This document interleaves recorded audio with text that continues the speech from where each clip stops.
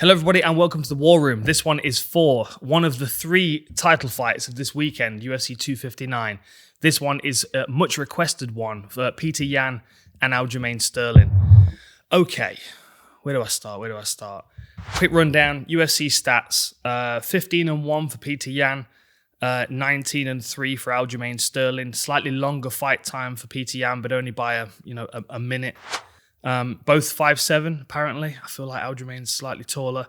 Definitely a reach advantage of 4 inches for Aljamain, and that's going to be something that will definitely play into his game if he's, if he's fighting at the range that's probably best for him in this fight. Petr Yan's listed as a switch stance fighter. Aljamain's listed as orthodox, but you tell me one fight where Aljamain stays orthodox. He's a switch fighter as well. I mean, he's the funk master. He switches all kinds of stuff. He's got a very unusual style.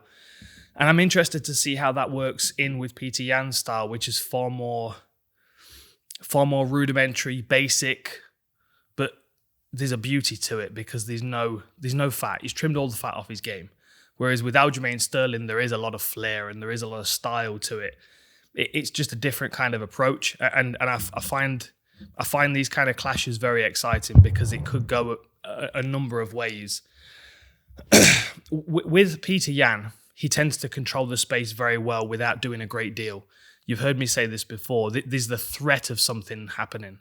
He has this presence where he walks people down and he kind of plays with their lead hand and switches his stance, and he's got this high guard, so you kind of feel like he must be walking himself into range, not being bothered about getting hit because he wants to land something significant. So then you can even see people kind of backing up and giving him more space than they would for other people. There's a good clip of him sparring with Alexander Volkanovski on YouTube. And it's a recent sparring session from Tiger Muay Thai. Definitely worth checking out because obviously we know how good Alexander Volkanovski is, but it's interesting to see him responding to Petr Yan in the same way in sparring that other guys do in fights. Kind of one of those things that you won't be able to really comprehend until he's right in front of you doing it and you're having to figure it out. So let's start with that. So Petr Yan, if he has his way, he's gonna walk his opponent down and just kind of give the impression that something's gonna happen. He's very good at controlling the center and pushing people back against the fence. And you can see him, I mean, obviously he's orthodox right now. He's playing with that lead hand and constantly feinting as if something's coming. And you can see how uneasy his opponent is. I mean, skirting back and forth along the side of the cage, not really exactly sure which way out he's got. But then when he does decide to put his foot on the gas, the switch stance for pressure is also good for attacking. Let me just show you this. So the reason this punch landed, so he's backed him down, orthodox stance. We get a switch bleed body kick. Then he switches to southpaw and then switches back. Now, as his opponent throws that jab, you'll see Petr Yan slip to the closed side of his opponent to throw a long hook. And as his opponent sees this punch coming over here, he's going to move in this direction, which means Petr Yan is waiting for him with this right hook.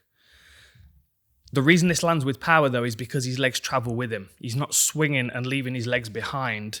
And this is where he makes up for the punch, the reach disadvantage against Sterling, because he brings his, see how his back foot comes with him. There's a couple of boxers back in the 1930s that made this kind of footwork popular. And Gennady Golovkin uses a lot of this footwork as well as Dmitry Pirog. I'm going to show you one of his clips in a moment. It's the Fitzsimmons and the Ketchel shift are the two that you see people using a lot. And this is very much like that. Stepping forward, throwing your rear hand and then bringing your other leg through. Because what this also does, obviously if he'd not dropped his opponent, it gives him the option of bringing the other foot forward and then pitching the rear hand, the left hand in this situation, as another power punch. Watch this next knockdown. This is much more like the Fitzsimmons shift. And I'll tell you the difference when it happens. But same thing again, there's the threat that something's coming, then he starts to travel through distance and takes his feet with him. Beautiful. Let me just skip that back to the full speed one so you can see the full lot of footwork. So let's just watch this as he progresses. Right, so he's pressuring, southpaw pressure. His opponent's backed up, and then he's going to pump the rear hand, the left, He's going to follow with his left foot. Look how much distance he covers there, and he even jogs it forward. So as the left hand comes out, the left foot's going to come around as well. But as this is traveling, you're going to see the right foot's actually going to jog forward as well. He covers a lot of distance with this step, which is no surprise. It's no surprise that his opponent goes from here all the way over to the fence over here and ends up on the end of a knockdown punch. So here we go. So southpaw, pumps the left, steps through to cover distance, jabs with the left. You see that goes from being a power punch to being a space filler as he's stepping through. And then the right hand comes over as another power punch. Now that is very much a Ketchel shift. Over, step through, and then over again. But this punch doesn't land. You can see it rides across his shoulder. So obviously this one's not had the impact that it wanted. So what he does is he steps again and he throws an uppercut on the inside from his left hand again. He's positioned himself with his feet. So this is now another power punch. And there it is. It's really, really nice footwork. Step through, step over, and then step one more time, and he's back, and then he squares up to him for a power uppercut up the center. It's good footwork for someone that's got a reach advantage on you that is also very unorthodox in the way that they move. You can imagine that Aljamain Sterling's going to be, he's going to be in range, he's going to be trying to hit you, and then he's going to be gone. And the more octagon space Jan can eat away from him, and the more he forces him up against the fence, the less he has to chase him. But there are going to be some times he's going to have to chase him. And if you can chase him with the threat of punches as well, that means he's not going to run onto something quite as often as he would if he was just running after him with no smoke screen, as it were. I've dropped this fight in. I was watching this the other day. This is Dmitry Pirog against Daniel Jacobs. Now, Pirog has got very similar footwork in a lot of ways. It's a very kind of Soviet-style footwork, very Russian. And it's a shorter stance, and they step through in this. They step through with their footwork, and they land more power punches, per combination because their feet allow them to. Pirog's slightly different because his upper body's a bit more Philly shell. He uses much more kind of Mayweather defense, which makes him a bit of an anomaly. But the important thing in this combination is what he does with his feet again. So Daniel Jacobs is being kind of pushed around a little bit in this one, and this is where you can see that Philly shell style of guard that he's got. But this is the knockout, and again, it's beautiful footwork. It really is a work of art, this knockout is. So let me just go through this from the full speed one. So again, very similar to the Petr Yan combination. He jogs himself forward, he throws that lead hand out there, but then watch, this back foot's going to step forward to become his front foot. And he's going to jab, and then he's going to step through again. So he's covering distance with two stance switches there, and then at the end of it, he's got his opponent right on the rope. You can see how that rope's bending around him, the pressure that's going into it, and he's there for another power shot. And look how close Pirog is to him. Like, this is going to be the benefit for Petr Yan if he is able to back Aljamain Sterling up against the fence, because he's going to be able to hit him with power shots from one side to the next to the next. And when you've got someone that moves laterally so well along the fence, being able to go facing this way in an orthodox stance to then switching through 90 degrees to face, in a southpaw stance, it cuts off a big 90-degree section of the octagon. So we're going to get two versions of Sterling, and it really depends on which one he chooses to come out. I would expect he's going to be a little bit pushed back and intimidated by the presence of Petr Yan, because most people seem to be. They're not exactly sure what he's going to do, so they kind of back up and they give him a bit of space to see if they can figure out what his game plan is. If Aljamain Sterling comes out very aggressive, it's going to be lots of kicks. He's going to be, long stance switching. He's going to be lunging in with long punches, making use of that 4-inch reach advantage. But at the same time, he's going to have a variety of kicks that he's going to be throwing at him.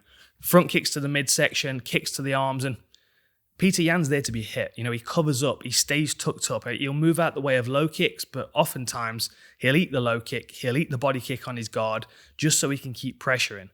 So if Sterling's got the condition, the physical condition as well as the shin conditioning, and he can keep letting those kicks go, it doesn't really matter what they're landing on. And I will say this about Sterling as well. He's very good because he's so athletic and he's so loose. He's very good at throwing a kick, and then as it bounces off his opponent, coming with the opposite side hook as well. Lots of unusual things that are going to catch Petr Yan out, who's much more of a traditional, these are my pathways, this is what I expect from my opponent's kind of striker. You can tell he's been traditionally trained in boxing, and he's had a lot of boxing matches. That's quite clear in his footwork. And he's adapted that so well to MMA. But even though he's adapted it so well, he's more of a boxer with wrestling and takedown defense. He still doesn't use his kicks quite as much as a lot of MMA fighters. And I still feel like there's a vulnerability there. And Sterling's not necessarily known for his knockouts. I mean, he's got 2 stoppages on his record. The majority of his wins, if he gets the stoppage inside the distance, is a choke. So anything where he can damage kicks or knees, elbows, things that are more impactful than punches are going to be beneficial, because it's going to be investing in the wear and tear that you put on Petr Yan over 5 rounds, because he does keep coming forward. You need to do something to discourage him. And you can bruise up arms, you can break bones in arms, you can, obviously we've seen how effective the calf kick is, knees to the midsection. You'd never recover from a good body shot as well. So there are lots of options for Aljamain Sterling if he comes out aggressive and if he's throwing lots of kicks. If he does start to get pushed back, he's got 2 clear options. He doesn't use his kicks nearly as much, but he's got that long reach, and he tends to lunge in with long punches. I would expect him to do that a lot more. Here we go here. Look, he's skirting along the fence, and he'll jab and he'll move, and he'll parry and he'll sweep kicks away, but then he'll lunge in with a big punch or lunge in with a few punches, and he sweeps from odd angles. You've got to expect, again, Petr Yan's going to be covering up for most of those things. But there is something about Petr Yan's game that I think is going to be risky if Sterling does find himself on the outside lunging in. Yan's excellent at pressuring and mirroring people's footwork, making them feel very uncomfortable. Again, like I said, like there's the threat of something happening. Now, when you've got someone pressuring you like this, and you've popped your jab a few times, you've thrown a few combinations, it's bouncing off their guard, they seem to be quite unfazed by it, and they're still pressuring. You need to then start thinking of things that are going to slow them down, hold them off. You can't move away forever. You have to engage them. You've got to do something to have an impact on the fight and have an impact on your opponent. So most people, they either go for one or 2 things. They either start power punching or they start threatening takedowns. Now, Aljamain Sterling's got an excellent low single. But if he's shooting from a distance, Yan's going to sprawl all over it. He's got very, very good takedown defense. 88% takedown defense. So the power punching thing is what Petr Yan tends to lean on very well. He stands just outside of punching range, which means that he's encouraging people to throw long range power punches. But at the same time, he's pressuring and he's making them feel like the distance is being closed down and taken away from them. So they've got to do something to create breathing room. So we've talked about this before, that skirmisher, that lead hand. That's what Petr Yan's doing here.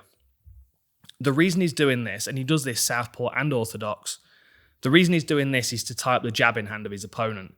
So then that almost railroads him into throwing his power punch, which is what Petr Yan wants him to do because that's what he's set up to counter.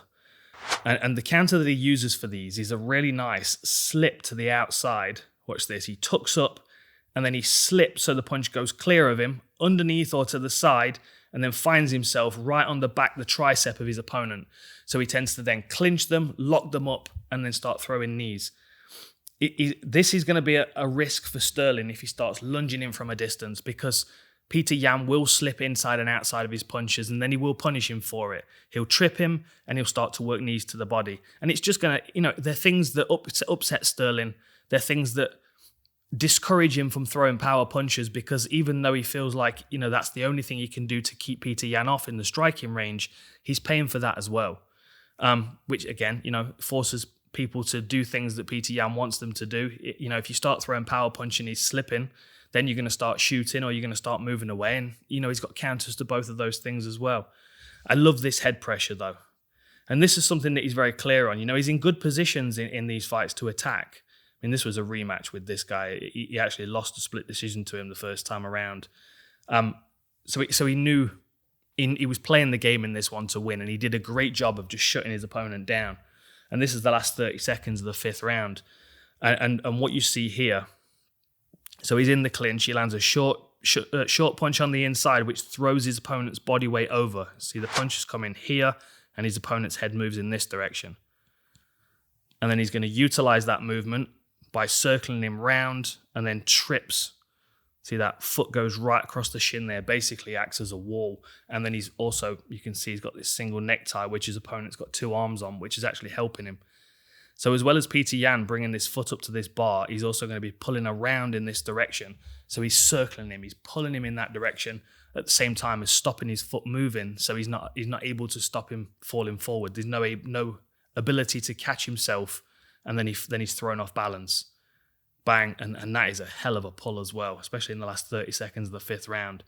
And then circles to a front headlock position, a position that a lot of people, including Aljamain Sterling, will probably start attacking Darces and Anacondas. But Petr Yan, pressure on the back of the head, keeps his opponent where he wants him while he gets up, gives him a couple of shots, and then starts chasing him down with punches and knees again. We saw it so obviously in the Aldo fight, that the pressure and the pace and the claustrophobia that he's able to create on his opponents. It's fatiguing. And now he's got that belt around his waist. He's guaranteed 5-round fights, which means that this game plan can be rolled out every time. That there are risks to it. Obviously, you put yourself in striking range, and when you've got someone that throws a lot of kicks, and when you've got someone that's got a good low single, you're there basically being forced to defend instead of outmaneuver your opponent. But it forces them up against a wall. It forces them to deal with your best attributes. And if you're Petr Yan, that's close range boxing skills. It's clinch work and short range trips, but it's the boxing skills. That's really what sets him aside. For Aljamain Sterling, the other option is to come out and be very aggressive with his grappling. And as I said, Petr Yan's got 88% takedown defense, but he's not necessarily a submissions guy. I mean, he's got slightly less takedown attempts than Aljamain Sterling, but I still think he would much rather have this fight on the feet. Aljamain, to hold him down and control him, to take him down, is incredibly difficult. And then when you hit the floor, you can hear Matt Serra's voice in the corner screaming out jiu-jitsu instructions. He's got good attacks off his back. We saw him attack that triangle against Cody Stamann. But the aggressive back taking is what I like about Sterling, and it suits his wrestling game. You can go on YouTube and find wrestling matches and professional grappling matches, and his game doesn't change a great deal from MMA to grappling and wrestling. Still the same approach. Low single, he chases it up, he runs them down to the mat. He's very good at adapting. Once he's got his hands on one leg, he's very good at adapting. And then he chases them into a position where they're either in a front headlock position dealing with his neck attacks, or they find themselves up against the fence, either on their back, scrambling to their feet, or in a position where Aljamain can jump on their back. I mean, that's what we saw in the Sandhagen fight, and this was a very aggressive start. I mean, the clock's only just come up, and Sterling's already closed him down. He backs Sandhagen up against the fence here, and then in the scramble he's able to jump on his back. And this could quite easily happen in the Petr Yan fight, because Yan is definitely difficult to take down. But if you can initiate the takedown, see what he did there? He just threw his hang on a minute, where are we? He just threw that arm by. So let me just quick get into here. So we've got Aljamain's driving in here. He's got his head slightly lower than Corey Sandhagen. So Sandhagen's actually winning the head position game right now. But Aljo's got this underhook here. So he's able to drive him across the fence a bit. You can also, we're not seeing it very well, but there's also this arm here of Aljamain, which is probably doing something with the lead leg, the right leg of Sandhagen. I'm still no good at left and right.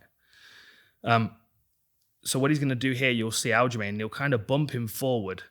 See he's going to bump him forward. What he's doing at the same time is he's pressuring the leg of Corey Sandhagen, which means that Sandhagen's now got to use his arm to base. You'll see him just fall forward. And then Sterling finds himself in an advantageous position where Sandhagen's best option is to get this arm free, and then Sterling's on his back. And the obvious option here, is rear naked choke. It's first port of call. It's the easiest thing to do, especially with someone that's got great sub defense like Petr Yan, because you can strangle the life out of them and put them to sleep, and they don't have to think about giving up. You take that option away from them.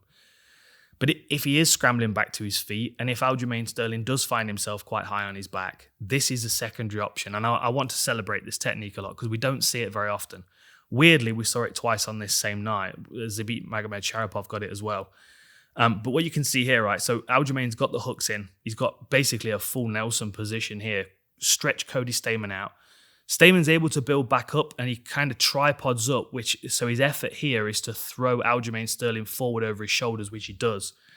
And what you're seeing, you can actually see Aljamain's got his legs crossed here, which is kind of locking him into the position. It buys him a moment so he can reach for that left foot, left ankle of Cody Stamann, who is tripoded up. He's got both his hands on the mat here and both his feet on the mat there. But Sterling's clamped onto his body and he's now reaching for this. Too much going on the screen. Let me get rid of some stuff. He's now reaching for this ankle, but he's also going to start extending his hips, which is going to drive Cody Stamann back in this direction. It's a very, very uncomfortable position. So he grabs that and you're going to see him fully extend here. Both hands nice and low down on the ankle. And then he's driving his whole body, his hips, into the back of Cody Stamann to collapse him onto that leg. And there's me just there, look. And this is called a Suluev stretch. Let's just watch it full speed. Named after Amar Suluev, who some of your old school guys will remember from when he was in the UFC fighting Ricardo Almeida and Chuck Liddell and the like. I mean, this guy was a veteran. Unfortunately, he's no longer with us anymore. He died rather young, but when he was around, he was formidable. And this is the first recorded example of the Suluev stretch. It's not great footage because it's from an old Too Hot to Handle event. And this is one of the old veterans, Paul Cahoon, facing him. So you can see here, Suluev's on Paul Cahoon's back. I know it's a bit grainy and a bit messy. But what you'll see clearly is he hooks the leg and he pulls the foot up. So now he's got this foot elevated and he's going to lay to his back, and then you can kind of see I'll just play it through. You can kind of see the full stretch of this. I mean, that is putting so much pressure on the hip and the hamstring, it's ridiculous. The one that Aljamain Sterling was a bit more pressure on the knee, and here's an example of it being used as a pin in, this is a folk style wrestling match. And you can see his opponent, you can see him on the back angling off. But now in this position where he's controlling the foot, I know this looks really tangled up. Let me just go back to here so I can explain what's going on. So we've got a hook here. We've got a hook on the other side that's securing him on the far side, and he's underneath both arms. You can actually see his opponent trying to catch him on the back of the head and pull him over the top so he can reverse the position. It's a common jiu-jitsu escape if someone's on your back, which is why you'll see people tripod up in this position. What you'll see his opponent do here, he's actually going to dip his shoulder under and he's going to reach for that far leg, which allows him to, with this leg here, pull his opponent over. And then he finds himself in the stretch. And now he's got control of this foot, but you can see that stretch that goes all the way down that hamstring and into the hip. That's what he's extending. Now in this position, obviously he's using this as a pin instead of a submission. So he's actually going to rock him to the side to get his shoulders on the mat. So again, I mean, he's using the pressure from the Suluev stretch to get his shoulders to the mat. But obviously in an MMA scenario, you'd just be pulling on that thing to do as much damage as possible. And this is the first example of it in the UFC, Suluev stretch. This is Kenny Robertson grabbing the ankle, and you can see again here the pressure, it goes straight through the hamstring. Really nice submission. Okay, let me wrap this up for you. So, Petr Yan's going to come out and he's going to try and pressure Aljamain Sterling as much as he can.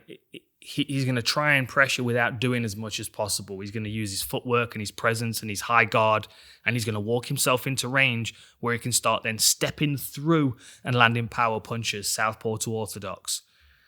If Aljamain Sterling comes out aggressive, then he's going to be using his kicking game. He's going to be hammering into the arms and legs and body of Petr Yan. If he can get him backed up against the fence, this is something I haven't mentioned. Feinting with the hands will often get Petr Yan rolling out to the sides, in which case he can probably set him up for a head kick. Chuck Liddell, Babalu Sobral. There you go. It's a bit of homework for you. Go and watch that fight. You'll see Chuck Liddell slip him onto a head kick. So if Aljo's aggressive and he's got Yan backed up against the fence, Yan still uses that head movement up against the fence to get away from punches, but he's not taking into account kicks and knees, which is a place that Aljamain Sterling might be quite impactful. Aljo's got a great low single, but it's much better if he's shooting on his own terms. If he's pressured up against the fence, he's either going to be lunging with power punches, in which case Petr Yan's going to be able to slip and work that knee and trip to the floor. But also at the same time, that low single, if he's shooting on his terms, he's very good at building up from that position, forcing his opponent to the fence, and then either making them scramble so he can take their back, or being able to ground them so he's in top position and working ground and pound. And reach advantage on the feet also transferred to the ground as well. So if Aljo's got him stacked up against the fence, there's also an option to be able to stand over him and rain down pretty good shots. And again, force him to scramble and turn his back so you can jump on his back. Then you've got rear naked chokes and Suloev stretches and all different kinds of things. I'm sure he'll throw something new in there as well. He's the funk master after all. I don't think I've missed anything. I think I've covered everything for you right there. There's no, like I said before, there's no real fat on Petr Yan's game, and that's one thing that's beautiful about it. Is that it's a very it's a very sound, basic approach to MMA. He needs a bit more kicking defense, and we did see him paying for that in the Aldo fight, and that is something that I would imagine Sterling's going to be paying attention to, given the fact that Petr Yan's so heavy on that lead leg, that the low kick, the calf kick are both going to be available for him. But the last thing that Sterling wants to do is to be walked down up against the fence and allow Petr Yan just to walk his way into range with his boxing combinations, because it just becomes a long night for him at that stage, and then he's doing things on Petr Yan's terms instead of on his own, which is most of the time what Petr Yan's very good at making people do. Throw in their rear power hand so he can slip to the side, catch the head, pull him onto a trip, and then knee him in the midsection. Hell of a fight. Really, really interesting. I'm glad Sterling's finally got this opportunity. Petr Yan's going to be very, very difficult to beat, though. And I could see these guys going back and forth over and over again and having different outcomes because the skill sets that they've got. One weekend Petr Yan walks him down and beats him up and outpoints him, shuts his takedowns down, and he's able to just kind of bounce all of his kicks and stuff off him and doesn't really get too phased. The other weekend, Aljamain Sterling comes out, snipes him with a long right hand, kicks him in the body and hurts him, shoots a low single, runs him to the fence, jumps on his back and strangles him, or grabs a Suloev stretch on the way out. There's loads of different ways these two fights can play. This fight can play out. But I'm very much looking forward to it, and I hope you are too. I hope some of that's made sense, and I'll see you next time.